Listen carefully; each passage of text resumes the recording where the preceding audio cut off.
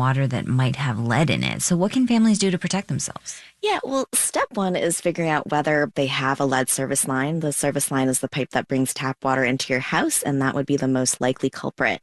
If you can see that line, you can scratch it with a coin, try a magnet on it. There's some guidance online that can help you figure out if it's made of lead, copper, or coated steel. And in case you're wondering, if it's easy to scratch and a magnet does not stick to it, those are some of the signs that it could be lead. They can also test their water for lead. There are some water districts out there that offer free water testing, so they can check for that. And here's the thing, even if there is lead in the water, common home filters can take them out. So pitcher filters, faucet filters that are certified to remove lead, all these are really great solutions until the lead pipes themselves get eliminated. That's NPR health correspondent Ping Wang. Thank you. Thank you.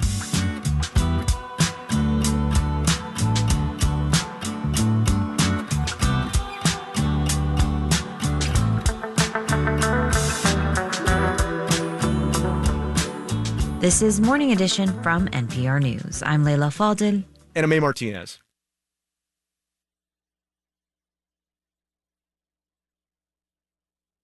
Support for WNYC comes from Carnegie Hall, presenting Angelique Kidjo, celebrating her 40-year career with a concert featuring her latest project, African Symphony, with the Color of Noise Orchestra, November 20th. Tickets at carnegiehall.org. Governor Phil Murphy says he supports a bill that would give teenagers limited voting rights.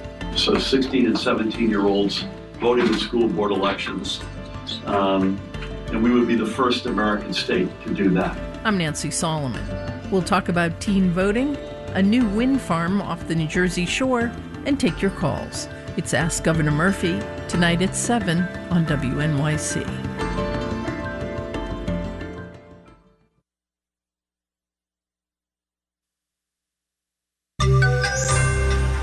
Has the short era of companies taking stands on the great issues of the day come to an end? Marketplace Morning Report is supported by the Financial Times, whose pink pages fearlessly report on U.S. politics from a global perspective. There's more at FT.com.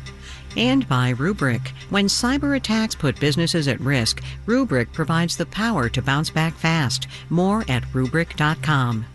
I'm David Brancaccio in New York. 4 weeks from now, it'll be the morning after election night. This fall, we're looking at how companies intensify or ease political divides by taking sides, taking stands, and or bringing us together. Earlier in our Office Politics series, we heard from a CEO who energetically supports Donald Trump, as well as a company that fiercely supports getting people to vote for politicians who fight climate change. Today, how some organizations are going quiet when it comes to issues. Benjamin Franklin believed we should live our lives in service to society. It's a 4-year-old video from the admissions office at the University of Pennsylvania, referring to the guy who founded the place. But late this summer, Penn officials made it clear, no more public statements about socio-political matters. Quote, "It is not the role of the institution to render opinions." Deeply polarized responses to the Israel-Hamas war are central to this, but colleges are not alone in shifting into neutral, so different from the vibe of the last 5 years. There was a real rise in CEOs speaking up and taking positions on everything from climate change to immigration to human rights. NYU's Allison Taylor is head of the Ethical Systems think tank. But in this red versus blue hothouse, there are new risks. Take diversity in the workplace. Tequila Herradura, extraordinary awaits. The distiller of that tequila and Jack Daniel's whiskey, Brown-Forman, pulled back from diversity initiatives, Ford Motor and Lowe's Home Improvement as well. They're under pressure from conservatives using threats of legal action and the anthem, "Go Woke, Go Broke." Yet studies show many employees, often younger employees, don't want to work for companies that remain silent on key matters from structural racism to climate. And keeping politics in the brand can work, depending on the company. Because people will see that fits with the brand, and that's who I want to spend my money with. Eric Van Steenberg is a professor of marketing at the Jake Jabs College of Business at Montana State University. For smaller companies, maybe a startup or a company that has began building its brand on something like they want to be the company of climate change or they want to be this company of entrepreneurship. There's a mobile phone company that has long worn its conservative politics like a flag. Here's the chief operating officer of Patriot Mobile at a gathering of conservatives in June. We are a cell phone service provider, and we're a really, really good one. But here's the deal. Our mission has everything to do with defending freedom and glorifying God.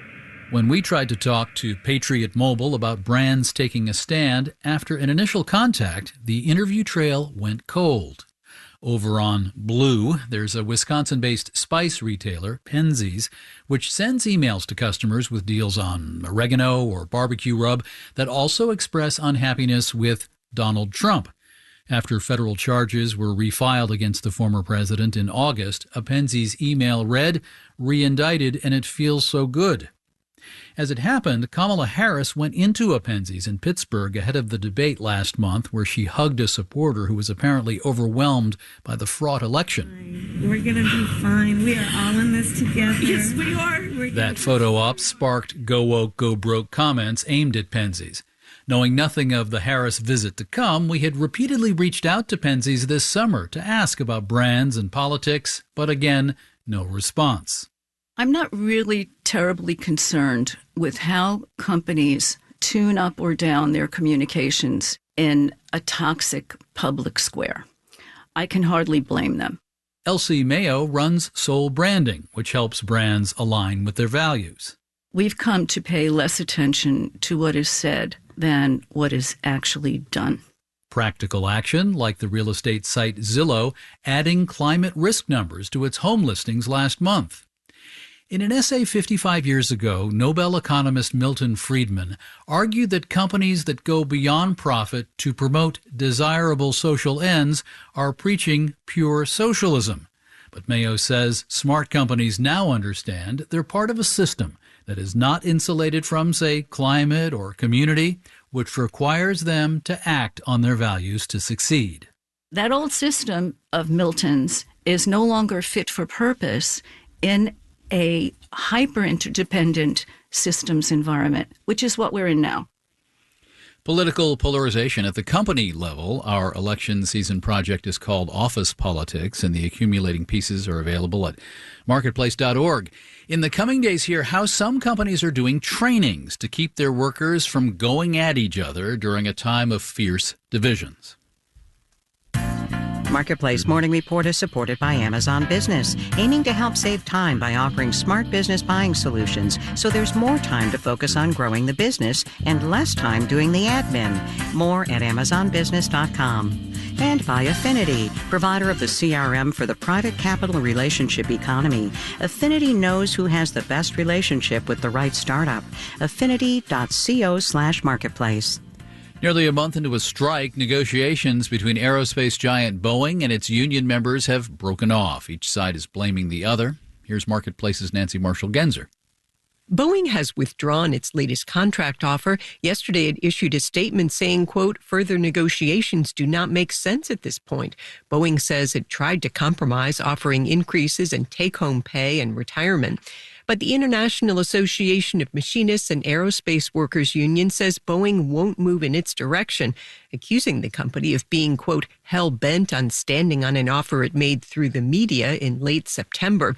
Nonetheless, in its own statement, the union says it remains ready to continue talks with Boeing. The company says it's committed to finding a resolution. I'm Nancy Marshall-Genzer for Marketplace. Checking markets, Dow, S&P, and NASDAQ futures are all down about 0.1% or less. Crude oil is down 0.5% at $73.23 a barrel in New York.